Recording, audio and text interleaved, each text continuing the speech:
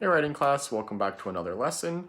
So great job yesterday putting in your commas before the word but, fixing up any unclear words in a passage, and making sure to put in your punctuation and quotation marks around exact words that somebody said.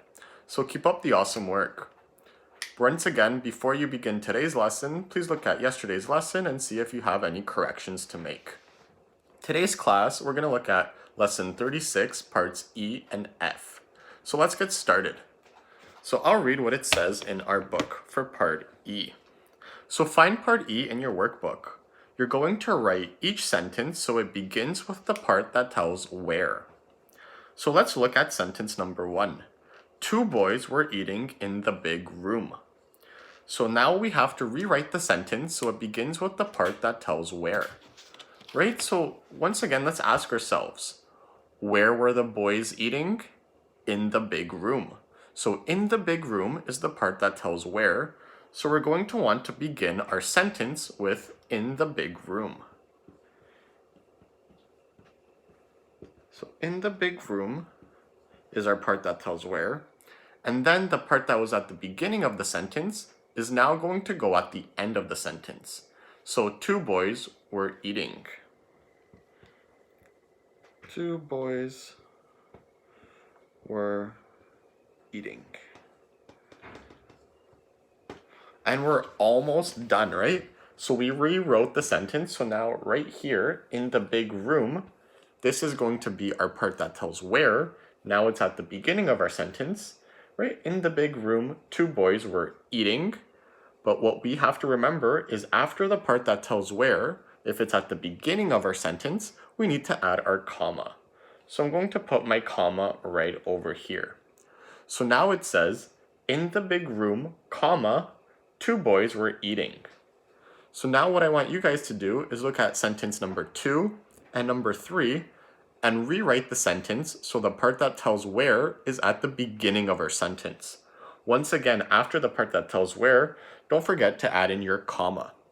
So you can pause the video now, and then I'll see you guys in part F. So welcome back to part F. So once again, for part F, we're going to be writing a story based on the picture. So I'll read what it says in our book. So in part F, we're going to write a story that tells what happened. The picture in part F shows people doing things and talking. You're going to write a story that reports on what they did and what they said. The first sentence of the story is written above the picture. So if we look right over here, this is going to be the first sentence of your story. Let's read it together.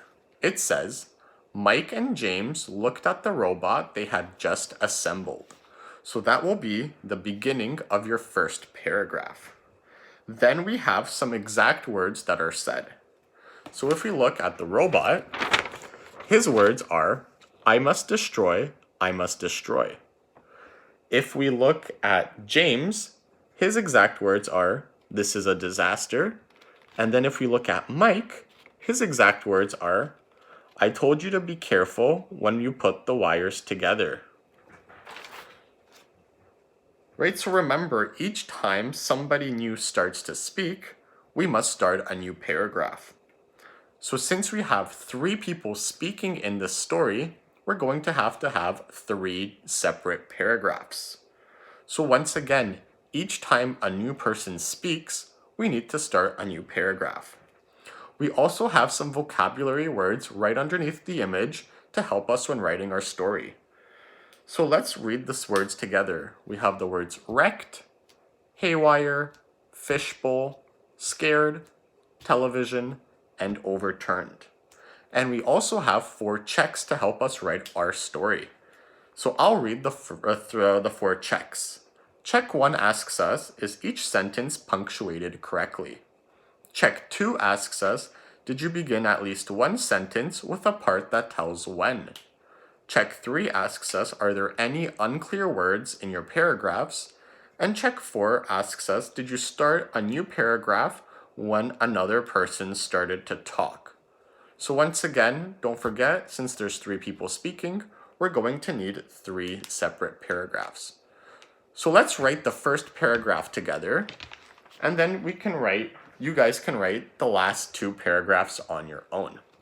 So I'm going to copy the first sentence that is given, and don't forget to indent, right? So the first sentence is, Mike and James looked at the robot they had just assembled. Right? So that's our first sentence that is given to us. Once again, don't forget to indent. So let's look at the image. What else can we write about?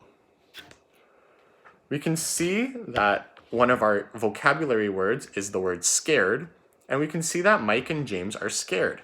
So we can start our next sentence with Mike and James were scared and didn't know what to do. However, remember, we want to make sure all of our words are clear and we don't have any unclear words.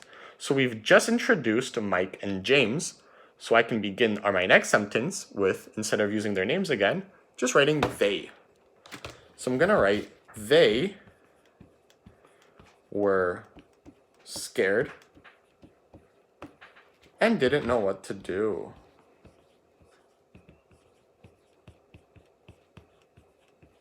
What to do. There we go. Don't forget to start each sentence with a capital letter and end each sentence with proper punctuation. Also, don't forget that every person's name needs to also start with a capital letter.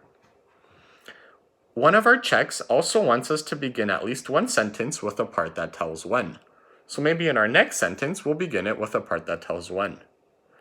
Perhaps we can use the word suddenly. So suddenly, what did the robot do?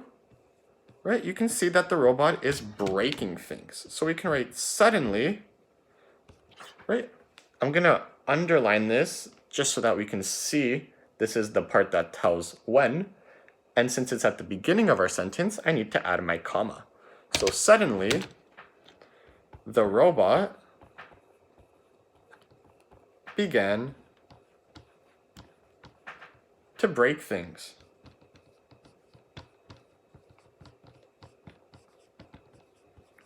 And then in my final sentence for my first paragraph, I'm going to want to write the exact words the robot said, right?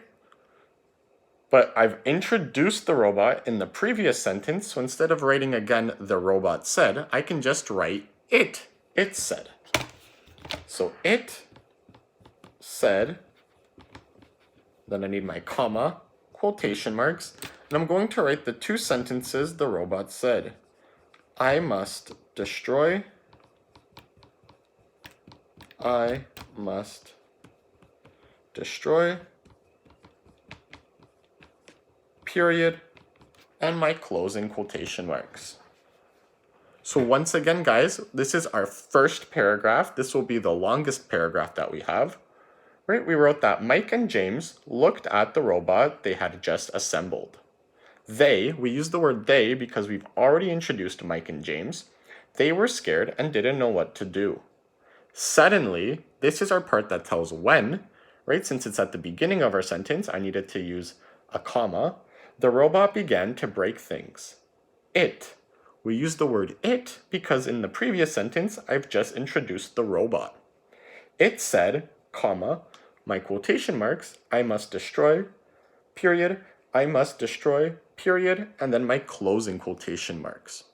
So now what you guys have to do is write the last 2 paragraphs. In your next paragraph, you're going to want to write what Mike said, and then in your third paragraph, you're going to want to write what James said. Remember, each time a person speaks, you have to start a new paragraph. Don't forget to put your quotation marks around the exact words that the person said. So keep up the awesome work, guys, and then remember to just go over your 4 checks once you're done your writing. See ya!